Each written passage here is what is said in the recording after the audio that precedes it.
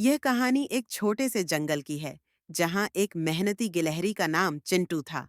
वह अपने परिवार के लिए सर्दियों से पहले खाना जमा करने में जुटा था।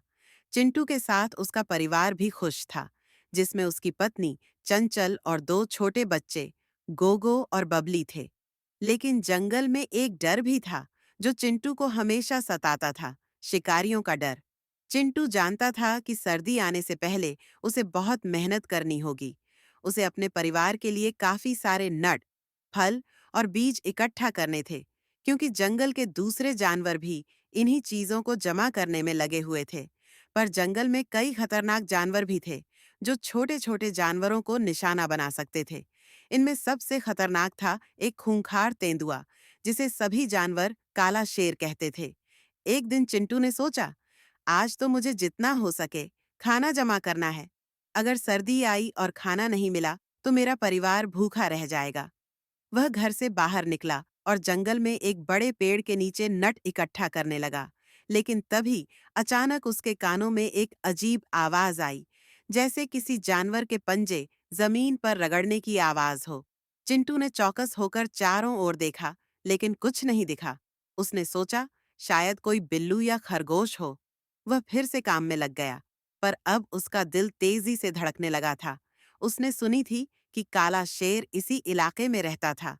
वह डर के बावजूद अपनी मेहनत जारी रखे हुए था, क्योंकि उसे अपने परिवार का ख्याल था। आखिरकार, जैसे ही चिंटू एक ऊंचे पेड़ पर चढ़ने के लिए कड़ी मेहनत कर रहा था, तभी अचानक वह आवाज फिर से सुनाई दी। इस बार वह आवाज बिल्कुल पास थी। चिंटू ने झट से पेड़ की शाखा पकड़ ली और ऊपर चढ़ते हुए देखा।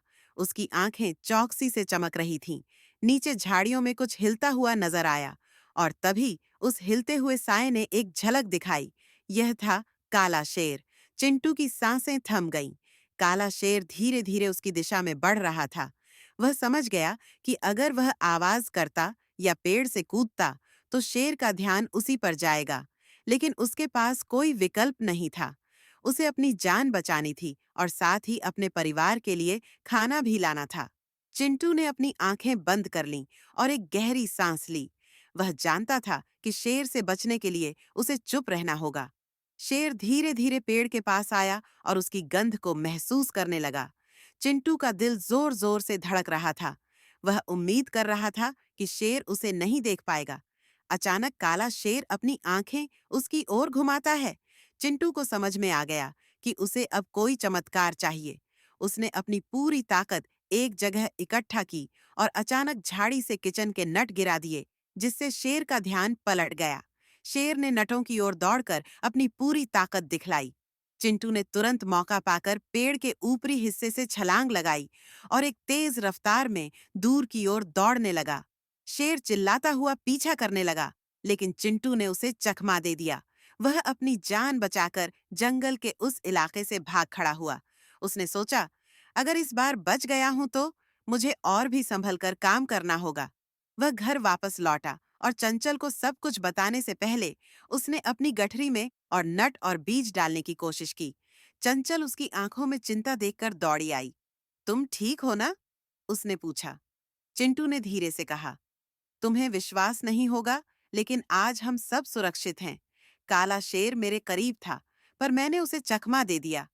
चंचल हैरान हो गई, लेकिन फिर उसने मुस्कुराते हुए कहा, तुमने जो किया वह बहुत बहादुरी का काम था। तुम न सिर्फ अपने परिवार की चिंता करते हो, बल्कि तुम्हारी मेहनत और साहस ने हमें आज सुरक्षित रखा। चिंटू ने सिर झुकाकर कहा, मेरे परिवार की सुरक्षा और भोजन के लिए मैं किसी भी खतरे से डरता नहीं। कड़ी मेहनत ही हमें सुरक्षित रखेगी। उस दिन के बाद चिंटू ने सोचा कि अब उसे और भी सतर्क रहना होगा। अगले कुछ दिन उसने जंगल के और गहरे हिस्सों में जाकर खाना इकट्ठा किया, लेकिन वह हमेशा कड़ी निगरानी रखता।